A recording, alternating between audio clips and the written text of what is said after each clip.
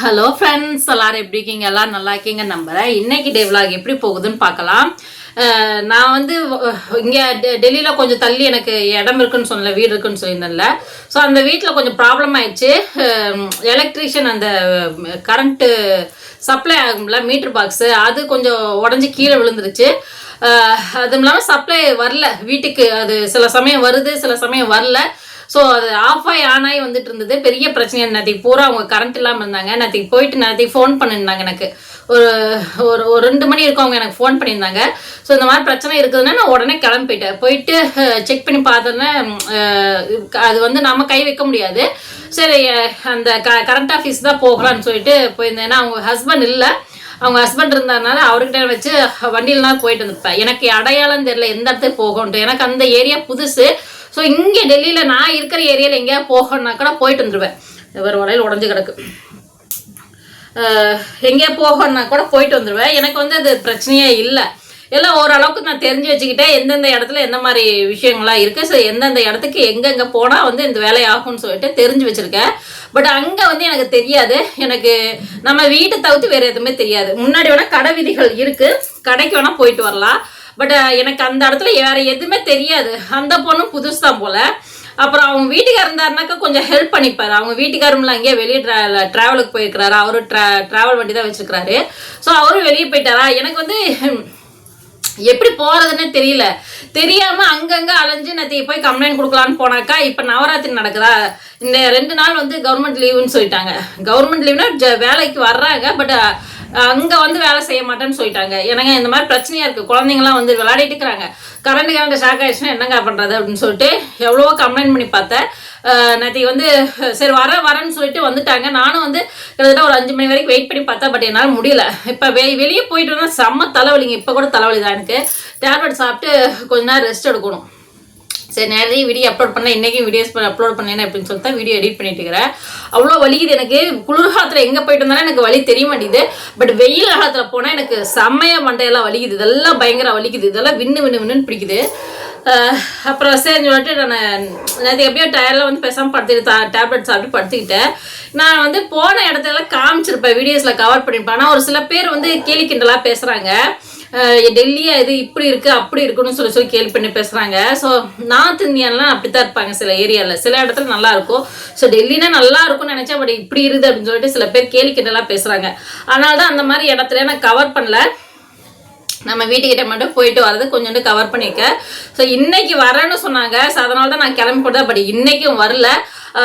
அப்புறம் அவங்களுக்கு எப்படியோ கரண்ட்டுக்கு மட்டும் ரெடி பண்ணி கொடுத்துட்டு வந்துட்டேன். ஆள் வச்சு கொஞ்சம் பைசா பே பண்ணி வீட்டுக்கு சப்ளை வர மாதிரி மட்டும் பண்ணி விட்டு வந்தேன். ஸோ அந்த மீட்ரு பாக்ஸில் வந்து லோக்கல் ஆளை கூப்பிட்டு வந்து நான் ரெடி பண்ணிட்டேன். ஏன்னா இன்றைக்கி ஆள் சுத்தமாக வரமாட்டாங்க. இன்றைக்கி நவராத்திரி.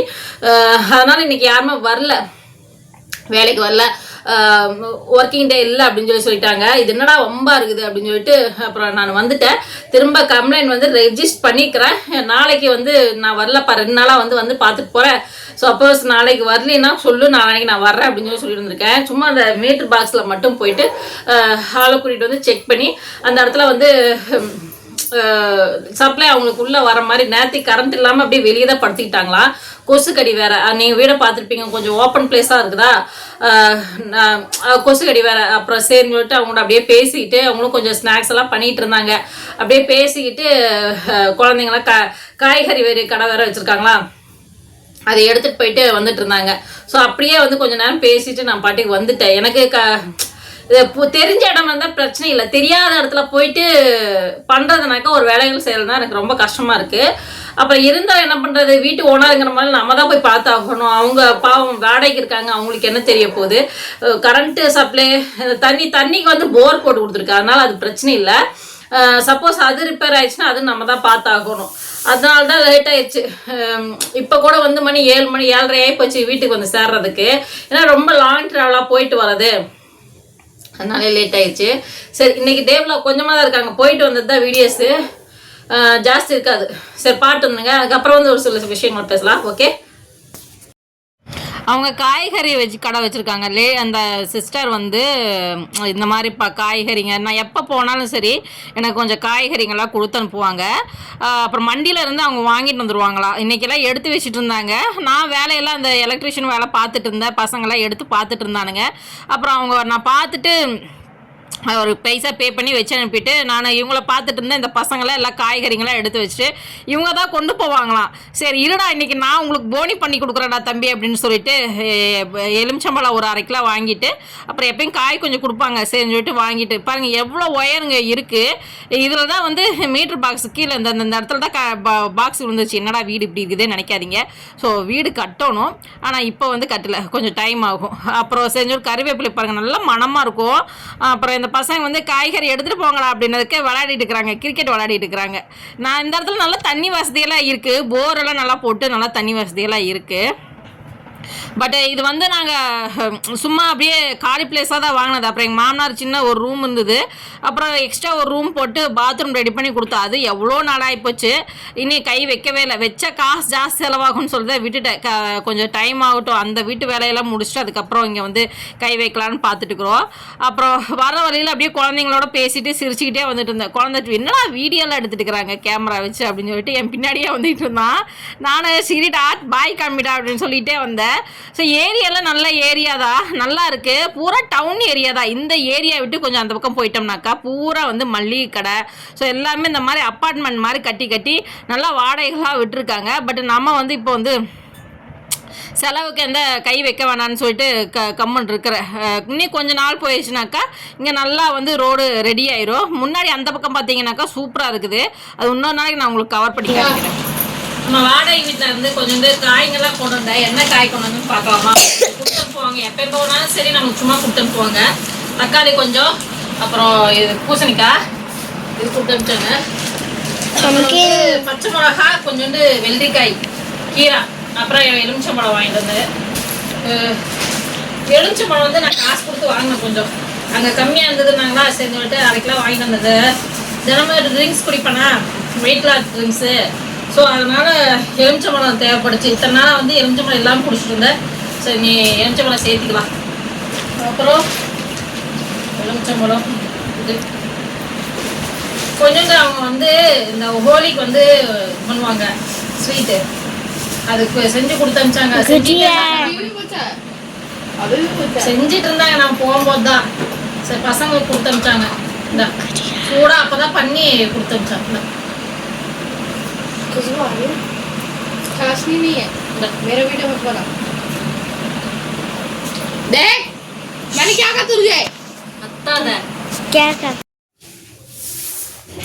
அப்புறம் ஒரு சிஸ்டர் வந்து சொல்லியிருந்தீங்க, சிஸ்டர் வர வர நீங்கள் ரஃப் அண்ட் டைப்பாக பேசுகிறீங்க சிஸ்டர் அப்படின்னு சொல்லியிருந்தீங்க. ரஃப் அண்ட் டைப்பாக பேசுகிறேன்னா சிஸ்டர் சிங்கிளாக இருந்தாலே அது வந்து ஆட்டோமேட்டிக்காக அந்த மாதிரி மாறிடுவாங்க. நானும் முதல்ல யாருமே நம்ப மாட்டாங்க. என்னோடய ஃபேமிலி, என்னோடய ஃப்ரெண்ட்ஸே எல்லாம் ஷாக் ஆகுறாங்க. நானா இப்படி பேசுகிறேன் அப்படின்னு சொல்லிட்டு என் ஃப்ரெண்ட்ஸுங்களாம் இப்போ எல்லாருமே ஷாக் ஆகிருக்காங்க. ஏன்னா அந்தளவுக்கு தான் இருந்தேன். யார்கிட்டையும் பேசுவேன், எல்லாத்திட்டையும் ஜாலியாக பேசுவேன். பட்டு யார் எதுக்கிட்டு பேசினாலும் பயந்துக்குவேன். அப்படி இருந்தது தான் நான். ஆனால் இப்போ வந்து கொஞ்சம் சேஞ்ச் ஆயிடுச்சு, ஆட்டோமேட்டிக்காக சேஞ்ச் ஆயிடுச்சு. இப்போ கூட பஸ்ஸில் நான் இங்கேருந்து போயிட்டு மெட்ரோவில் விட்டு இறங்கி அங்கேருந்து ஒரு பஸ்ஸு, மினி பஸ்ஸு மாதிரி பிடிச்சி தான் நாங்கள் இருக்கிற ஏரியாவுக்கு அந்த வாடகை வீட்டுக்கு போய் ஆகணும். அப்படி போகும்போதே வண்டியில் ஏறும்போதே ஒருத்தர் வந்து சிகரெட் பிடிச்சிட்டு இருந்தா. அப்படி சிகரெட் பிடிக்கிறதுனா நீங்கள் கீழே பிடிச்சிட்டு உள்ளே வாங்க. ஸோ அந்த வண்டிக்கு சொந்தக்காரர் போல் இருந்தாலும் சிகரெட் பிடிக்கிறதுனா கீழே நின்று பிடிக்கலாம்ல. வண்டியில் இவ்வளோ லேடிஸ் இருக்கிறோம், வந்து சிகரெட் பிடிச்சா எப்படி அப்படின்னு சொல்லிட்டு என் வாய் அடங்க மாட்டேங்குது. நான் சண்டைக்கு போயிட்டேன். நான் சண்டைக்கு போனதுமே அப்படி உங்களுக்கு வரணுன்னாக்கா நீங்கள் வேறு வண்டியில் பிடிச்சி வாங்க, இந்த வண்டியில் வராதிங்க அப்படின்னு சொல்லிட்டாரு. சரி எனக்கும் கோவம் வந்துருச்சு. நானும் வண்டி விட்டு இறங்கி இன்னொரு வண்டியில் இறங்க. நான் இறங்கினா பார்த்தா அந்த வண்டியில் எல்லா லேடிஸும் இறங்கிட்டாங்க. இது என்ன ரொம்ப இருக்குது, நான் தான் பிடிக்கிறேன். எனக்கு சிகரெட்டு வாடை, இந்த பீடி வாடையெல்லாம் பிடிக்காது. எனக்கு அது ஒரு மாதிரி மூச்சு திணறல் மாதிரி வரும். அதனால நான் வாய் அடங்க முடியாமல் நான் சண்டை போட்டேன். நான் இறங்க பார்த்தா அந்த லேடிஸுங்கெல்லாம் இறங்கிட்டாங்க. நீங்கள் என்ன அவங்க வந்து சொன்னாங்க, நாங்கள் வந்து எங்களால் கேட்க முடியல, பட் நீங்கள் வந்து கேட்டீங்க, நீங்கள் இறங்கினா பார்த்து எதுக்கு நம்ம அவங்க அப்படியே ஒன்று அவங்க வண்டியில் போகணும், இந்த வண்டியில் என்னக்கா இன்னொரு வண்டி, அவனுக்கு என்ன அவ்வளோ சட்டமாக இருக்குன்னு சொல்லிட்டு அந்த லேடிஸ் எல்லாம் சொல்ல ஆரம்பிச்சாங்க. நம்மக்கிட்ட சொன்னாங்க, பட் அங்கே சண்டை போடல. ஸோ அதுதான் சில பேர் வந்து உள்ளுக்குள்ளேயே வந்து நம்மக்கிட்டேயே வந்து இந்த மாதிரி ஷேர் பண்ணிக்குவாங்களே தவிர ஸோ தப்பு பண்ணுறவங்க கூட டேரெக்டாக கேட்க மாட்டாங்க. ஸோ அந்த மாதிரி தான் இன்னைக்கு நான் வந்து கரண்ட் ஆஃபீஸ் கூட போயிருந்தேன்ல, அந்த இடத்துல போயிருந்தேன். நேற்றுக்கு எவ்வளோ தூரம் கெஞ்சி கேட்டு நான் பாட்டுக்கு வந்துட்டேன். பட் எனக்கு வந்து எகுத்து நான் பேசல, ஏன்னா நமக்கு வேலையாகணும்ல, சுத்தமாக கரண்ட் இல்லை. ஸோ அதனால் வந்து நான் வேலையாகும்னு சொல்லிட்டு கம்முன்னு வந்துட்டேன். ஆனால் வந்து இன்னைக்கு போய் பேசிட்டு இன்னைக்கு கோவம் வந்துச்சு, சண்டை வந்துச்சு. வீட்டில் கரண்ட் வரல, எப்படி அவங்க இருப்பாங்க கொஞ்சமாக யோசிச்சு பார்த்தீங்களா அப்படின்னு சொல்லிட்டு சண்டை கட்ட ஆரம்பிச்சிட்டேன். ஸோ அதுதான் என்னோட பிரச்சனையே. ஃபர்ஸ்ட் நாள் நான் வந்து நார்மலாக பேசினேன், ரெண்டாவது நாள் வந்து காரியமாகணுங்க சிஸ்டர். அதனால் நம்ம வந்து ஒரு விஷயத்த வந்து சாதாரணமாக பேசணும்னா, இப்போ நம்ம ஒரு ஃப்ரெண்டுக்கிட்ட பேசுகிறோம்னா அது வேற. பட் ஒரு சில இடத்துல வந்து நம்ம பேசுகிற விதத்தில் பேசினாதான் அந்த வேலைகள் நடக்கும். ஸோ அந்த இடத்துல வந்து நம்ம மாறித்தான் ஆகணும். நிறைய பேர் வந்து என்ன வந்து சில பேர் திமிர் பிடிச்சவங்க கூட நினச்சிக்குவீங்க. பட் திமிர் பிடிச்சவங்களாட்ட இருந்தால் தான் இந்த இடத்துல வாழ முடியும். ஒரு சில இடத்துல அந்த மாதிரி இருந்தால் தான் பிழைக்கவும் முடியும். எனக்கு வந்து நிறைய விஷயங்களை வந்து நானும் வந்து மாற்றிக்கிட்டேன். நான் இப்படி இருந்தது கிடையாது. என் வீட்டுக்காரரும் சிலது பஜாரி ஆயிட்டேன்னு சொல்லிட்டு இருக்கிறாரு. ஸோ உண்மையிலே நீங்கள் நினைக்கிறது கரெக்டு தான். நான் வந்து முன்னே இருந்ததுக்கு நிறையவே சேஞ்ச் ஆகிட்டேன். ஏன்னா நான் அந்த மாதிரி இருந்தால் தான் தனியாக வந்து இருக்கும்போது ஒரு ஃபேமிலியில் குழந்தைங்கள வச்சுக்கிட்டு நான் ரன் பண்ண முடியும். ஸோ சாதாரணமாக வந்து நான் இருந்தேனாக்கா கண்டிப்பாக என்னோட பசங்களை வச்சு நான் ரன் பண்ணவே முடியாது, என்னோட லைஃப்பை கொண்டு போக முடியாது. எனக்கு நிறைய பேர் இடைஞ்சல் கொடுப்பாங்க. ஸோ என்னோட ஏரியாவில் பார்த்தீங்கன்னா லேடிஸ் எல்லாருமே வந்து எனக்கு சப்போர்ட்டிவாக பேசுவாங்க. நீங்கள் என்ன கோயிலுக்கு போன வீடியோஸில் கூட பார்த்துருப்பீங்க. நிறைய பேர் நாங்கள் ஃப்ரெண்ட்லியாக பேசி பழகி இருக்கோம். பட்டு இங்கே இருக்கிற ஏரியாக்கில் ஆண்களும் சரி எனக்கு ஒரு அண்ணாங்கிற ஸ்தானத்தில் தான் வந்து மதித்து பேசுவாங்க. இது வரைக்கும் நான் யார்கிட்டையும் கெட்ட பேர் வாங்கினது கிடையாது எங்கள் ஏரியாவில். ஸோ எங்கிட்ட தப்பான வார்த்தைகள் பேசினா கூட அவங்களுக்கு நான் பதிலடி கொடுத்துருவேன். அந்த மாதிரி ஆள் தான். முதல்ல பேச மாட்டேன். பட் இப்போ அப்படி இல்லை. எங்கிட்ட பேசணுன்னாக்கா ஒரு தடவை 2 தடவை யோசிச்சுட்டு தான் பேசுவாங்க. ஸோ ஆனால் அந்த அளவுக்கு நான் ரொம்ப மோசமானவனா ஆயிட்டேன்னு வச்சுக்கோங்களேன். ஆம்பளைங்க யாராவது எங்கிட்ட தப்பாக பேசினாங்கன்னா அவங்கள பதில் பேசிடுவேன். ஏதோ ஒன்று செஞ்சு அடிச்சு கூட அடிச்சிருவேன். ஸோ அந்த மாதிரி ஆகி போயிட்டேன். ஏன்னா நான் இருக்கிற என்னோட சூழ்நிலை எனக்கு பாதுகாப்பு அதுதான். இந்த தைரியத்தை விட எனக்கு திமிரு தான் என்னோட பாதுகாப்பு. ஸோ நீங்கள் வந்து அது உங்கள் கண்ணுக்கு தப்பாக தெரிஞ்சுன்னா அது ஒன்றும் பண்ண முடியாது. சில பெண்கள் தனியாக இருக்கிற பெண்களுக்கு வந்து திமிரு கண்டிப்பாக அவசியம். கண்டிப்பாக திமிரு வேணும். அது இல்லைனாக்கா அவங்க லைஃப்பை வந்து கீழே ஒடுங்கிடுவாங்க. திமிரு கண்டிப்பாக இருக்கணும். திமிரு அகாரம் என்னமோ சொல்லுவாங்களே ஆங்காரம் எல்லாமே எனக்கு நிறைய பேர் வச்சுட்டாங்க. இவ்வளோ கோவக்காரி, இவ்வளோ அகங்காரம் பிடிச்சவ அப்படின்னு சொல்லி என்னோட ஃபேமிலியில் சில பேர் கேள்விக்கிட்டலாம் பேசுவாங்க. திட்டிருக்கிறாங்க. நிறைய பேர் நிறைய விதமாக பேசி திட்டுவாங்க. எவ்வளோ பேசி போட்டு எனக்கு வந்து நான் முதல்ல வந்து எவ்வளோ விஷயங்களை விட்டு கொடுத்துட்டேன். ஸோ நான் வந்து சாஃப்டாக இருந்ததுனால நான் எவ்வளோ விஷயங்கள் இழந்திருக்க தெரியுங்களா. என் வீட்டுக்காரோட இருந்த சந்தோஷங்கள் இழந்துட்டேன். அதுக்கப்புறம் வந்து பணங்கள் இழந்திருக்கோம். பணம் நிறைய எங்கள் வீட்டுக்காரர் இழந்துட்டாரு. ஸோ நகையும் ஒரு நகை 2 நகை இல்லை, கிட்டத்தட்ட நிறைய நகைகள் இழந்தாச்சு. கணக்கே இல்லை. இருந்ததுன்னா 2 குழந்தைங்களுக்கு வந்து 15 போட்டு நகைகள்லாம் பிள்ளைங்களுக்கு போட்டு விடலாம். அந்த மாதிரி நகைகள்லாம் தொலைச்சாச்சு. ஸோ நிறைய அந்த மாதிரி சாஃப்டாக இருந்தங்காட்டி நிறைய விஷயங்கள் நான் வந்து தொலைச்சிட்டேன். ஸோ இருக்கிறத நான் காப்பாற்றிக்கணுனாக்கா நான் இந்த ரஃப் அண்ட் டைஃபாக மாறினா தான் முடியும். அதனால தான் நான் இப்படி இருக்கேன். ரவுடினே வச்சுக்கோங்களேன். நான் உண்மையிலே எங்கள் ஏரியாவில் சொல்கிறேன். எங்கள் ஏரியாவில் எல்லாத்துக்குமே தெரியும். சாஃப்டாக பேசினா சாஃப்டாக நான் பேசிட்டு போயிடுவேன். பட் எங்கிட்ட ரஃப் அண்ட் டைஃபாக பேசினா நானும் அப்படித்தான் ரஃப் அண்ட் டைஃபாக பேசுவேன். முதல்ல இருந்ததுக்கு சேஞ்ச் ஆகிட்டு அது உண்மையிலே எனக்கு தெரியும். நான் அப்படித்தான் இருக்கேன். பட் நீங்கள் ரவுடின்னு கூட பேர் வச்சுக்கோங்க. அப்படித்தான் இருக்கேன் நான்.